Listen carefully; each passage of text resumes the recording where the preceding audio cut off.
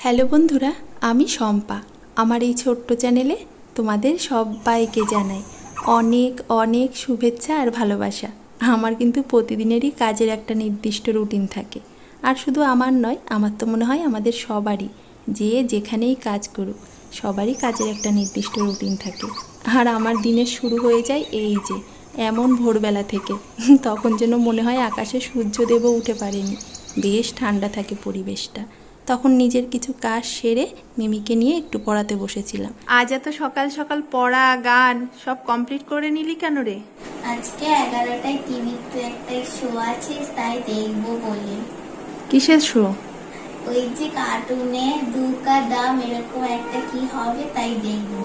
এই সময়টাই না মিমি একদমই গান করে না, প্রতিদিনই চান ধান করে তারপরে গান নিয়ে বসে। আজ একদম সকাল সকাল বই পড়েই গান নিয়ে বসেছে, আমি সেটা দেখেই অবাক। Good morning. সকাল সকাল ছাতা নিয়ে বেরিয়ে পড়লাম। কোথায় বলো তো? এই পাশের দোকানটায় যাব, কারণ আজ না আবারও একবার মাছ পেলাম না বাড়ির ওপর থেকে। রান্না মাছ অনেক গেছে, আমার পছন্দ হয়নি। আর নিরামিষ তো আজ নয় যে নিরামিষ খাবো, নিরামিষ না হলে সেদিন আমার একদম নিরামিষ খেতেও ভালো লাগে না। বাড়ির কারোরই হয়তো আপত্তি নেই নিরামিষ খেতে, একমাত্র আমি ছাড়া। আর কি রোদ, বেরোতে ইচ্ছা করছে না, তবে যে নিরামিষ খেতে হবে সেই ভয়ে বেরোচ্ছি। ছাতা মাথায় দিয়ে যাই, তবুও নিরামিষ খাবো না।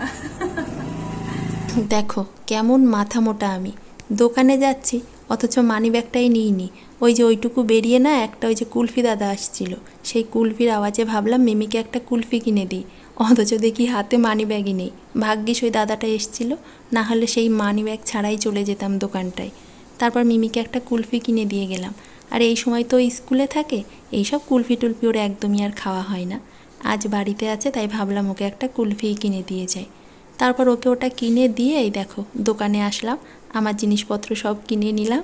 এবার হাতে ঝুলিয়ে ড্যাং ড্যাং করে নাচতে নাচতে গরমে রোদে পুড়ে বাড়ি চলে এলাম। আর জানো তো, আগে যখন মিমি সকাল সকাল স্কুল থেকে চলে আসতো, বিকাল হলে মানে ওই সন্ধ্যায় সন্ধ্যায় আমি আর মিমি না ওই দোকানটায় যেতাম প্রায়ই, গিয়ে ওর জন্য এই যে অনেক কিছু খাবার দাবার কিনে আনতাম। আর এখন তো অনেক বেলা করে বাড়ি আসে, সেই সন্ধ্যা নাগাদই বাড়ি আসে, আর দোকানেও যাওয়া হয় না, সেই খাবার দাবারও কেনা হয় না।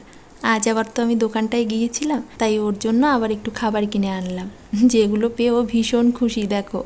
আর জানো তো, আমি জানি এই খাবারগুলো খাওয়া মোটেও ভালো জিনিস নয়, তবে বাচ্চা তো এইগুলো মাঝে মধ্যে দিলেও ওদেরও যেমন ভালো লাগে, আর ওদের হাসি মুখটা দেখতে আমাদের মা বাবাদেরও ভীষণ ভালো লাগে, তাই মাঝে মধ্যেই একটু আধটু কিন্তু কিনে দেওয়া যেতেই পারে। আর এই যে হৃদবাবু, ওর জন্য কিচ্ছু আনিনি, আর যে শুধু মিমির জন্য এনেছি তা কিন্তু নয়, এই দেখো। বুঝতে পারছো আমার আনন্দের কারণ? এই চকলেটগুলো আমার জন্য। আমি না চকলেট খেতে ভীষণ ভালোবাসি। যখন আমরা স্কুলে যেতাম, ব্যাগের ওপরে যে ছোট্ট চেনটা থাকতো, ওর মধ্যে জানো তো কত চকলেট কিনে রাখতাম। চকলেট খেতে আমার ভীষণ ভালো লাগে। আর মিমি জানো তো ওই চকলেটগুলো খেতে অতটা ভালোবাসে না, অতটা কি মোটেই ভালোবাসে না। ওই যে জেলি চকলেট না কি ওইগুলো খায়, যেগুলো আবার আমার একদমই ভালো লাগে না। তারপর আমি একটু রান্নাঘরে সবজিটা ঝটপট কেটে নিলাম। তারপর দেখো আমরা দুজন মিলে লেগে পড়েছি হৃদবাবুর সাথে খেলতে। দুজনেরই মাথা নিচু, বলো দেখি বেচারা কার কাছে যাবে, কত কঠিন সিদ্ধান্ত নিতে হচ্ছে ওকে। যাই হোক, আমার খুবই ভালো লেগেছে, কারণ ও মিমির কাছে গেছে, কারণ ও মিমির কাছে না গেলে না মিমি ভীষণ কষ্ট পেত। এটাও তো দেখো কত বুদ্ধির ঈদের, দিদির মনটাও যেমন ভালো রাখলো, তেমন দেখো দিদির কাছে যাওয়ার পর আবার আমার কাছেও আসলো, মানে আমাকেও কষ্ট দিল না। তার পরের বার যদিও কিন্তু আর একবারও মিমির কাছে যায়নি, অনেকবার করেছিলাম, বারবার আমার কাছেই আসছিল। আর মিমি দেখো কেমন রেগে যাচ্ছিল। তারপর ওরা দুইজনে একটু খেলা করছিল, আমি ঝটপট রান্নাঘরে ঢুকে পড়লাম। মিমি বাড়িতে থাকলে না রিতকে ঘুম পাড়িয়ে রান্নাঘরে আসতে হবে এমন কোনো ব্যাপার থাকে না, মিমি অনেকটা রিতকে সামলে নেয়। তবে রান্না করতে করতে রিতকে চানও করিয়ে দিয়েছিলাম, আবার ঘুমও পাড়িয়ে দিয়েছিলাম। তখন দোকান থেকে ডিম এনেছিলাম, ডিমটা এনেই সেদ্ধ বসিয়ে দিয়ে তারপর আর কি তোমাদেরকে দেখালাম কি কি এনেছিলাম। তাই আর ওই ব্যাগটার মধ্যে ডিম ছিল না, ওই ডিমটাই আলু আর টমেটো দিয়ে একটু পাতলা ঝোল করলাম, আর তার সাথে আমটার একটু জল টক করেছিলাম, অবশ্যই চিনি দিয়ে। আর পটলটা করেছিলাম সর্ষে পোস্ত দিয়ে। খেতে যে কি ভালো হয়েছিল! আমি নিজে মাছ মাংস ডিম ভালো খাই, তারপরেও না পটলটা আমার ভীষণ ভালো লেগেছে। আর কাল তো বাড়িতে টক দই পেতেছিলাম, রান্না শেষে সেই টক দই দিয়ে একটু লস্যি বানিয়ে নিলাম। যাক, আমরা এখন লস্যিটা খেতে থাকি।